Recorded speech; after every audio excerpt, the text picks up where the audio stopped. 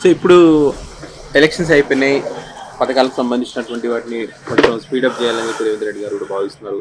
దానికంటే ముందు కేంద్ర కాంగ్రెస్ పార్టీ కూడా కేంద్రంలో కాంగ్రెస్ పార్టీ కూడా దీనికి సంబంధించినటువంటి ఒక కొత్త ప్రణాళికలు రూపొందిస్తుంది. ముందు క్యాబినెట్ విస్తరణ జరగాలని చెప్పి చెప్తా ఉన్నారు. సో సంపత్ కుమార్ గారికి గతంలో ఎమ్మెల్సీ ఇస్తారని చెప్పి ప్రచారం జరిగింది. సో ఇవ్వలేదు. నార్కర్లు ఎంపీ అన్నారు. ఎంపీ సీట్ కూడా త్యాగం చేశారు. అప్పుడు ఒక పెద్ద పదవి వస్తుంది ప్రచారం జరిగింది.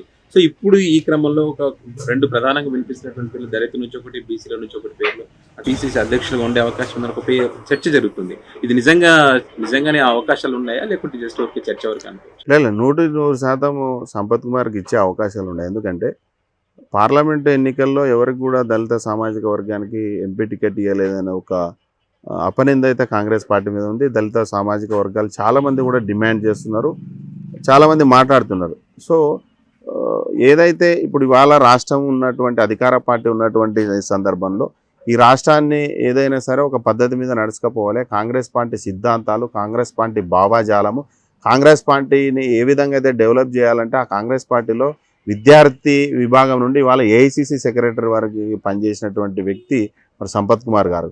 కాబట్టి 100% 100%. ఎందుకంటే ఇవాళ రాష్ట్రంలో రేవంత్ రెడ్డి గారికి ఏదైతే ఒక రైట్ హ్యాండ్గా ఇవాళ పనిచేయాలన్నా, ఇవాళ రాష్ట్రాన్ని ముందుకు నడిపించాలన్నా, ప్రతిపక్షాలకు ధీటుగా ఎప్పటికప్పుడు సమానం చెప్పి రాష్ట్రాన్ని అభివృద్ధి పదంలో నడిపించాలన్నా కూడా ఒక నాయకత్వాన్ని అయితే ఇప్పుడు ఏదైతే కాంగ్రెస్ పార్టీ సిద్ధాంతాలతో కాంగ్రెస్ పార్టీ భావాజాలంతో ఇవాళ పనిచేసినటువంటి వ్యక్తి ఎవరైతే సంపత్ కుమార్ ఉన్నారో ఆయన మాత్రమే దీనికి సమర్థుడని రాష్ట్ర ప్రజలు అనుకుంటున్నారు, కార్యకర్తలు అనుకుంటున్నారు.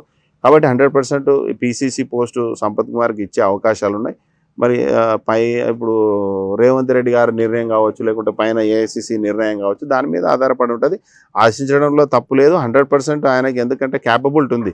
ఎందుకంటే డాక్టరేట్ చేసిండు, మంచి తెలివిపరుడు, అన్ని సామాజిక వర్గాలు తెలుసు, వీకర్ సెక్షన్ అంతా ఆయనకు తెలుసు. ఎందుకంటే కింది స్థాయి నుంచి వచ్చి ఒక కార్యకర్త నుంచి వాళ్ళ ఏఐసిసి లెవెల్ ఎదిగినటువంటి వ్యక్తి కాబట్టి ఇవాళ ఒక కార్యకర్త నుంచి ఉన్నతమైన స్థాయి వరకు నాయకులను ఏ విధంగా మాట్లాడాలి, ఎట్లా ఒకే తాటిపైకి తీసుకురావాలి, ఈ రాష్ట్రాన్ని ముందుకు నడిపించాలని ఒక క్యాపబిలిటీ ఉన్నటువంటి వ్యక్తి, మంచి చదువుకున్నటువంటి వ్యక్తి కాబట్టి 100% ఆయనకి ఇచ్చే అవకాశాలు ఎక్కువ ఉన్నాయి.